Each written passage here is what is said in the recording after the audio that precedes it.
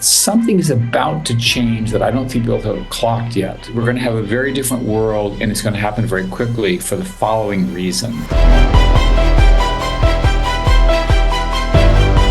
People tend to think of AI as language to language, and we're going to move from language to action. What are we going to do when superintelligence is broadly available to everyone? Well, in this case, I'm both optimistic and also fearful. And obviously there's evil people and they'll use it in evil ways, but I'm going to bet that the good people will rout out evil. That's historically been true in human society. The systems will get so good that you and I, everyone in this audience, will have access to a polymath. Let's be a little proud that we are inventing a future that will accelerate physics, science, chemistry, and so forth.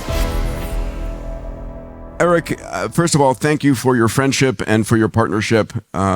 You've been an incredible friend, mentor, supporter for X Prize, for Singularity, for all the things that we've been working on. And I just want to say a heartfelt thank you for that. Thank you. So the conversation we've had over the past 24 hours has been what we call the great AI debate, which is obviously a challenge. It's not truly a debate, but it's been the conversation around, as we evolve digital superintelligence that's 1 million times and 1 billion times faster, how do we think about it? Is it our greatest hope or our gravest existential threat? And how do we steer the course there? We had Ray Kurzweil and Jeffrey Hinton on stage with us yesterday, as well as many people that you know, Imad Mustak and Nat Friedman and Guillaume Verdon. I'm curious how you're steering this in your mind.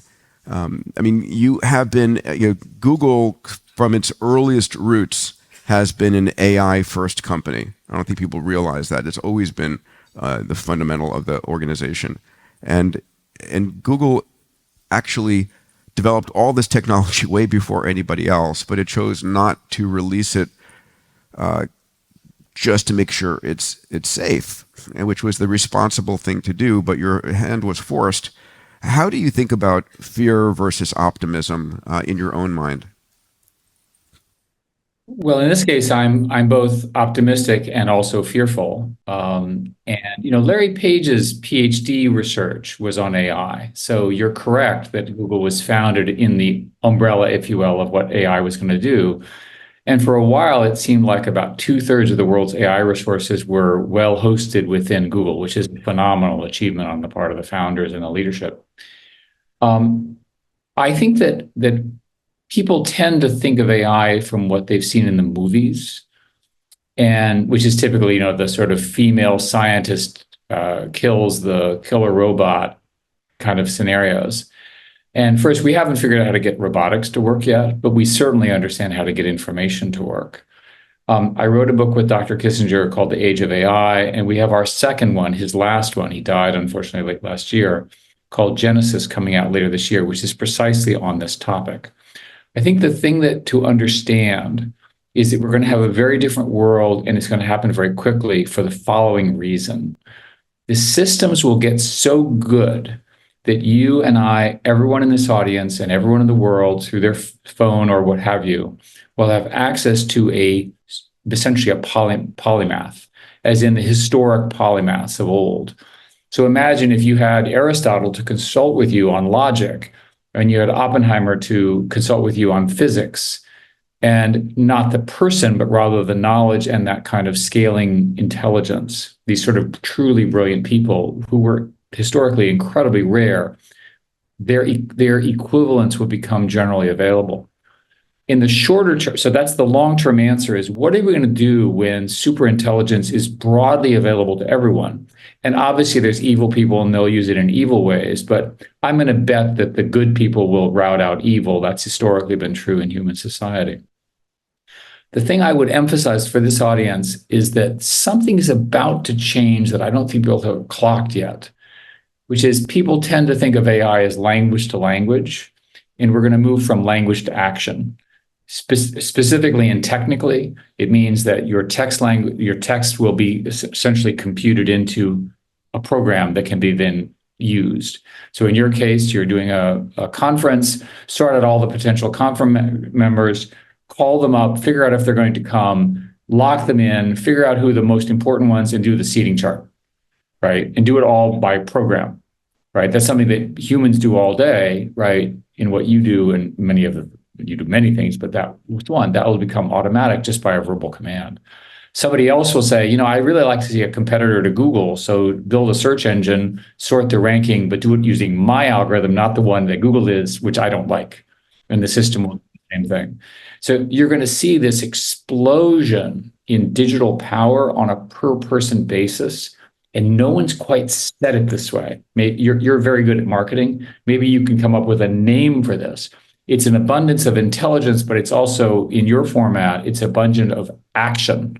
Yeah, it's intentional AI, making things happen, and this is everything is going to become. I think we're heading towards like the trillion sensor economy, where everything is knowable, where AI can then take actions based upon the information out there, and execute through robotics and such. You've been very active in guiding national leaders on security. And that's been a really important work at this stage in your life. And I want to hit on three of these. We have such a short period of time, so let me mention the three and then weave them as you would. The first is AI and U.S. national security. The second is AI and competitiveness with China. And the third is the impact of AI on the upcoming U.S. elections, which many people have said could be patient zero in a lot of concerns. So how do you think about these three things? How should we think about them? So I'm a part of a group that has looked very carefully at the real dangers of the current LLMs, and they're scary. The conclusion of our group, which is roughly 20 people who are basically scientists, is we think we're okay now and we're worried about the future. And the point at which you really want to get worried is called recursive self-improvement. So recursive self-improvement means go learn everything, start now, and don't stop until you know everything. And this recursive self-improvement could eventually allow self-invocation of things. And imagine a recursive self-improvement system which gets access to weapons. So you can imagine, or doing things in biology that we cannot currently understand. So there is a threshold. Now, my standard joke about that is that when that thing starts learning on its own, do you know what we're going to do? We're going to unplug it, because you can't have these things running randomly around, if you will, in the information space and not understanding at all what they're doing. Another threshold point is when two different agentic systems, agents as a computer science point, are today defined as LLMs with state. So in other words, not only do they know how to go from input to output, but they know what they did in the past, and they can make judgments based on that. So they accumulate knowledge. So there's a scenario where your agent and my agent learn how to speak to each other, and they stop talking in English and they start talking in a language that they have invented. What do we do in that case? Unplug the things. You see my... We've seen that, and we've seen that.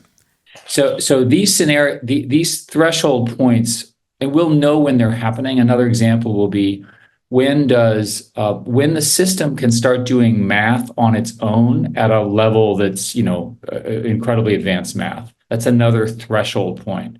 Now, will these things occur? When will they occur? There's a debate in the industry. Some people think 5 years. I think it's going to be longer.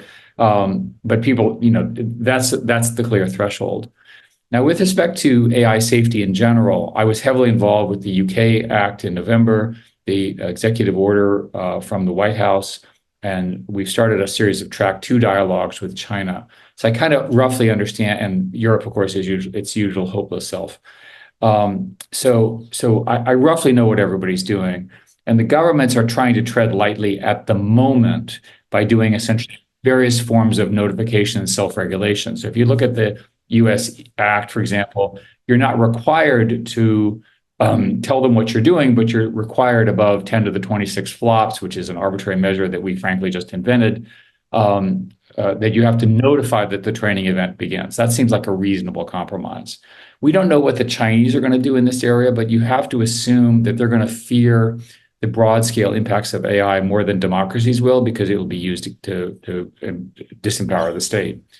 And so we have to assume that the government will ultimately restrict it more than the West will. Eric, how do you benchmark China today in terms of their capabilities in large language models and neural nets against the U.S.? So I think, as the audience knows, the government did something good, which is it restricted access to ASML and H100, now H800 chips from NVIDIA, although NVIDIA is doing just fine without all that revenue. And so China is now stuck at the A100 level. They're roughly limited at so I'll just say, broadly speaking, 7 nanometers. Lower is better. The chips that we're using now are 3 nanometers going down to 2 and then 1.4 or so. So it looks like the hardware gap is going to increase. And it also looks like the Chinese will be forced to do scalable software with lesser hardware. Can they pull it off? Absolutely. How will they do it? They'll spend more money. So if it costs us $1 billion to do training, they'll spend $5 billion. So it's a temporary gap. It's not a crippling gap, if you will, in the competition. You asked about the elections. One way to understand this is that people now, and it's sad, don't really get their information out of the traditional news sources. They get it out of, let's think about it, YouTube, which is, in my view, well managed, Instagram, and Twitter, and Facebook, and TikTok. Now, TikTok is not really social media. TikTok is really television. Because remember, it's not really a function of what your friends are doing. It uses a different algorithm, which is super impressive, and it's growing like crazy. And of course, the US is busy trying to ban it, which is probably not a very good idea.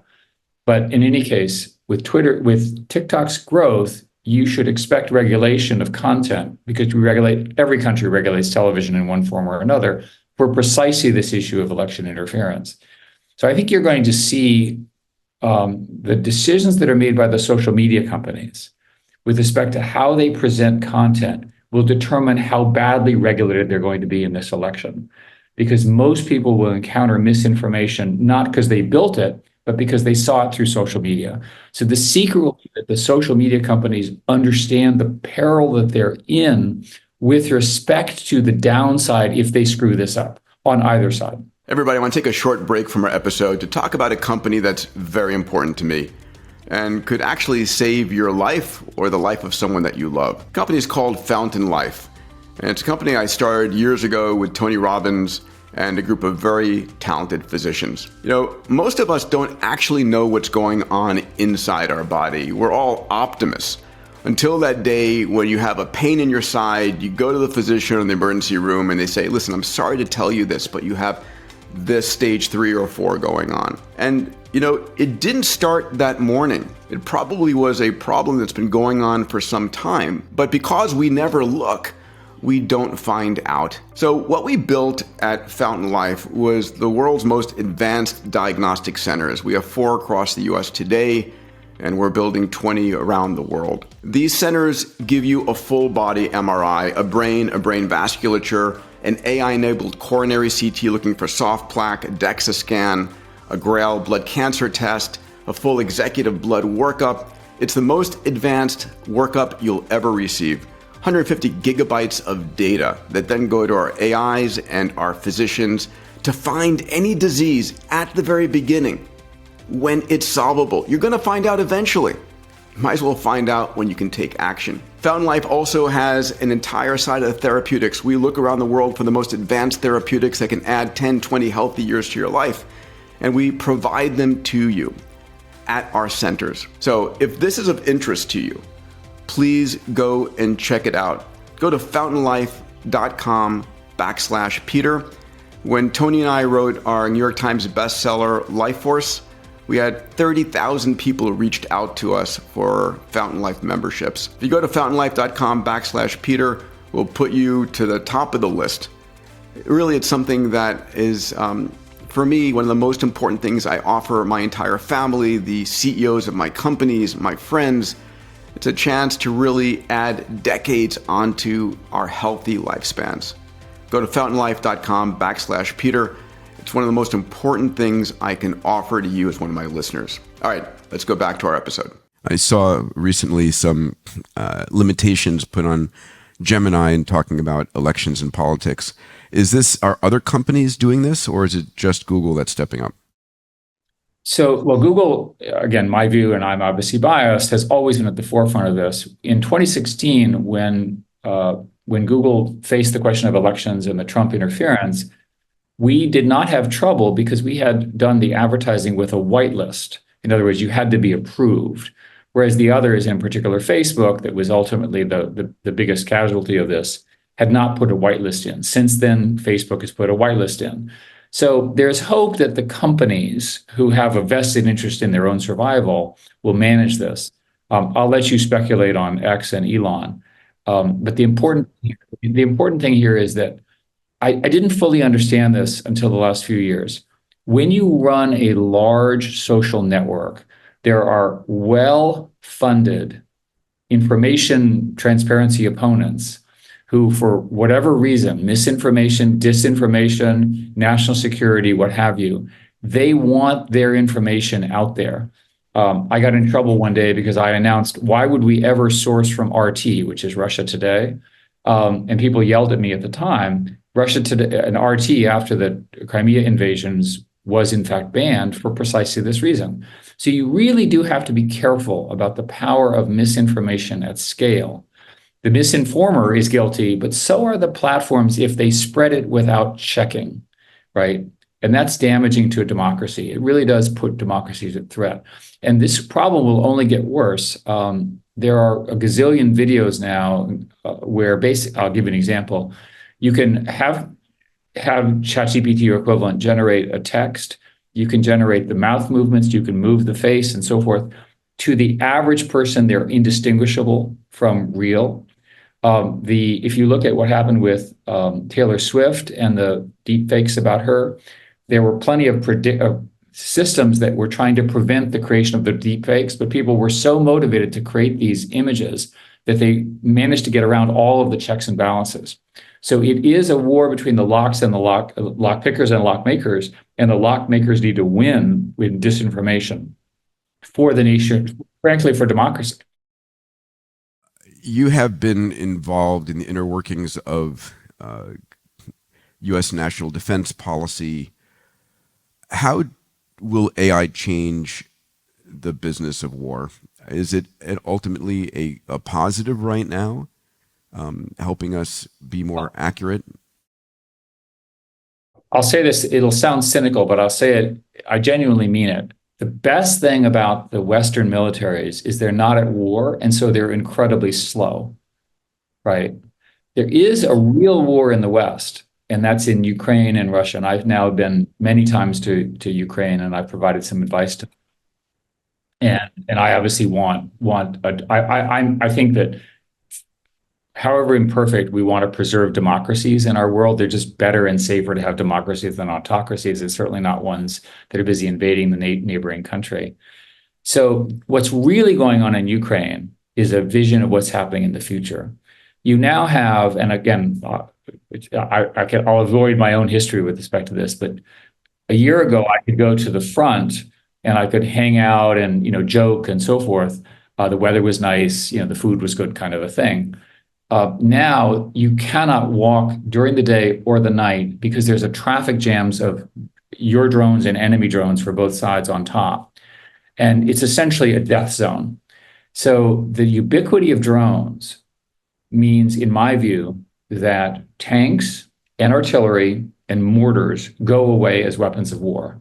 I'm a sufficient optimist that I believe that once countries figure out a way to make this ubiquitous notion of drones for their own defense, it'll become impossible to invade an adjacent country. Because once the tanks roll, what you could do is just bomb them with drones, and a drone costs $5,000 or less, and the tank costs $5 million or less. So the kill ratio is such that the tanks just don't make it. And you can make enough drones to pull it off. The current drones are not particularly AI sophisticated. But if the US government, in its infinite stupidity, were actually to do something right and approve the Ukraine aid pact, it would give us another year, right? So to my current phrase publicly is, let's get another year here. And in that year, you're going to see asymmetric innovation that can allow a smaller government, which is a new democracy trying hard to counter the moves of a large and established invading power. I suppose the cynic would say, well, that means it's going to get harder for the US to invade neighboring countries. And I said, well, that may be true too. But when having now seen real war as opposed to what you see in the movies, and I have lots of drone death videos that I will not show anybody, it's really horrific. And we want to do everything we can to stop war. And I think that there's a scenario where AI makes it actually much less likely. There will certainly, with AI and empowered weapons, be far fewer collateral damage because of the targeting. And again, this is lost in the various critics of what I and others are doing. The biggest casualties of war are not actually the soldiers, but the civilians. So war is horrific, and it should be, if you have to have it, do it with the professionals and don't kill kids and women and old ladies and bomb the buildings like the Russians have been doing with their tanks, which upsets me no end. Those are called war crimes. I had Palmer Luckey on this stage last year describing what he's doing with Anduril, and that was his key point, that precision is everything. And being able and Palmer's company has done a fantastic job. They're one of the great U.S. leaders in this space. Yeah, for sure. Let's talk about AI safety. The point's been made over and over again in the last 24 hours that these AI models are our progeny. They're built on our digital exhaust. How should we be training models? How should we be trying to maximize? Is containment ever an issue? How do you think about safety in our super advanced AI models? I mean, the first rules were, don't put it on the open internet and don't allow it to self-referentially improve itself. And we've put it out in the open internet, and we've had software coding software.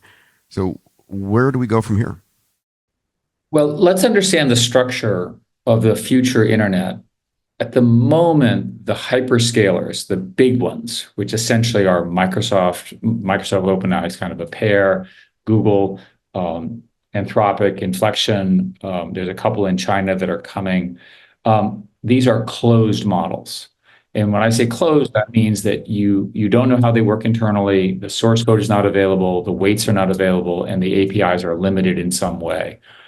And there's been a debate in the industry for a long time, is open versus closed models.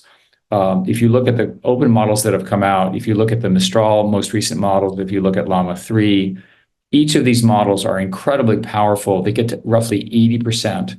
But so the debate that's going on in the industry is, will the open source and closed models, will they track? In other words, will open source lag a year or two, or will the hyperscalers get much bigger?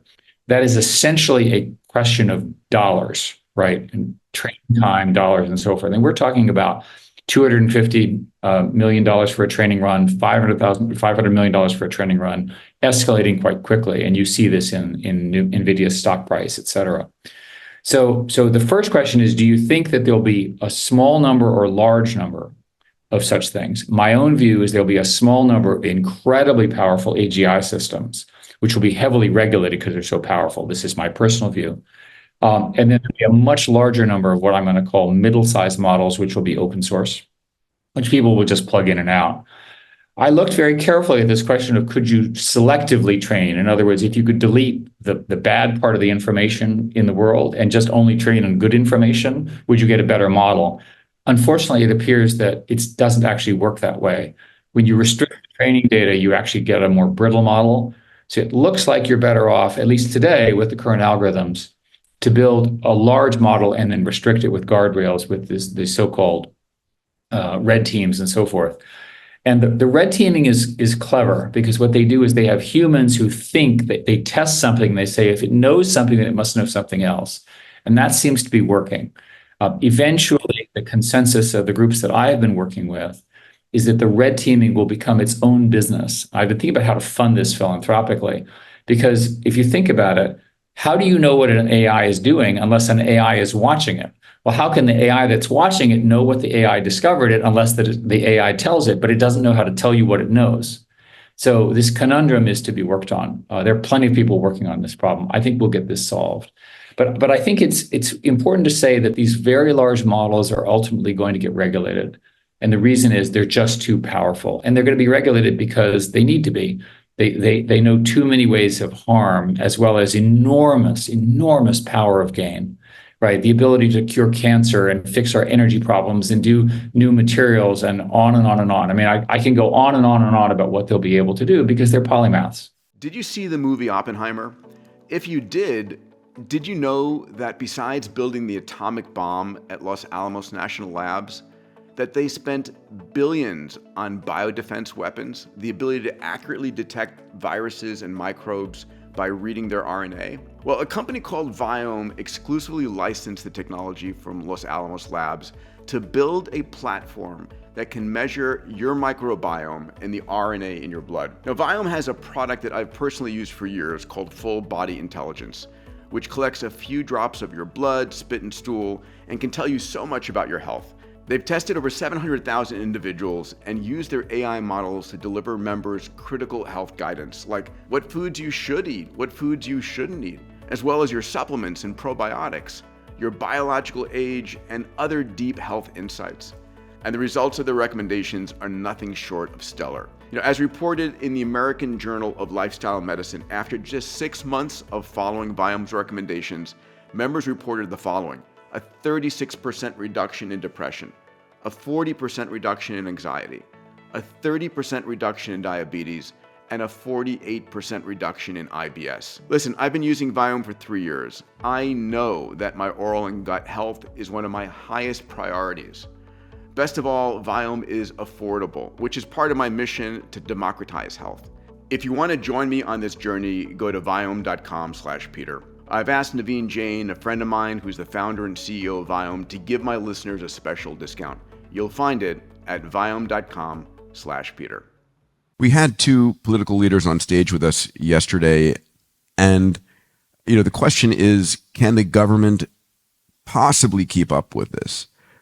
From your own experiences inside the hallowed hells of our government and others, how are you seeing it? Is there enough attention? Is there enough awareness? Enough fear? Well, fear is a heavy motivator for political leaders, especially if they're worried about their own jobs. What I found in the Senate was that there's a group of four, two Republicans and two Democrats, who really got it. And I worked very closely with them. We had a series of Senate hearings on this subject, which were well attended. There's a similar initiative now in the House, and this is it's happening so quickly. In fairness to our political leaders, most of us have trouble understanding what's going on. Can you imagine a normal person who's got political problems to deal with?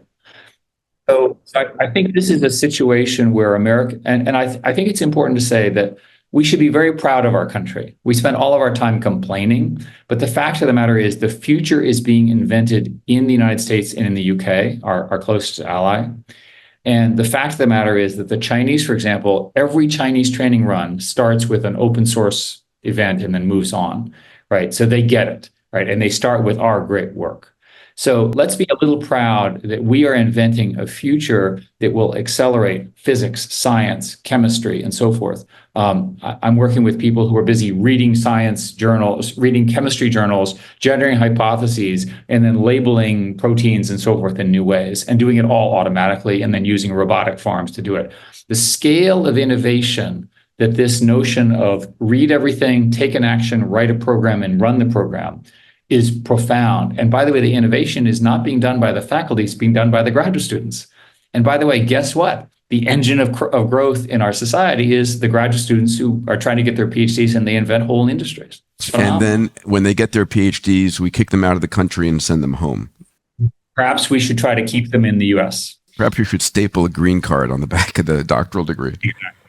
Exactly. Yeah, sure. I think my point here is that, everyone spends all their time with these sort of concerns about how society will adapt. This is going to happen. First, the systems are not prepared for this. So the government's not prepared for it.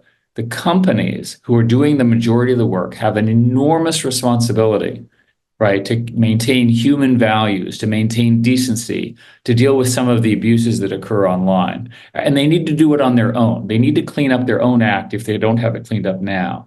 And if they don't, they'll get regulated. And hopefully the industry as a group, which is what we're trying to do, can present a coherent structure that manages the downside correctly, but gives us this incredible upside, both for national security, which I work on most of the time, but also for health science and education. Back, I remember when I was a gene jockey in the labs at MIT and Harvard Med School in the 80s, when the first restriction enzymes came out, and there was a huge fear about that, of what that could mean. The biotech industry got together in a series of Asilomar conferences to self-regulate. Is that same sort of regulation, and it worked, by the way, is that same conversation going on now in the AI leadership world? And in fact, we had a meeting in December, which was an attempt at that. It was not at Asilomar. There wasn't a meeting a week ago at Asilomar. There's another meeting at Stanford in 2 weeks on the same subject. All of us are participating in it. And we're talking about all of these things precisely. If you go back to your training way back when you were a doctor, the RAG, right, which was the sort of group that managed all of this, was actually created out of the scientists, not out of the government. And eventually the RAG was put under what is now HHS. So there's a history here of the scientists who really do understand what this thing can do, but are otherwise clueless on its impact, typically, can basically get the structure right. And then the government can figure out what is the human impact of it. And that's the right partnership, in my view.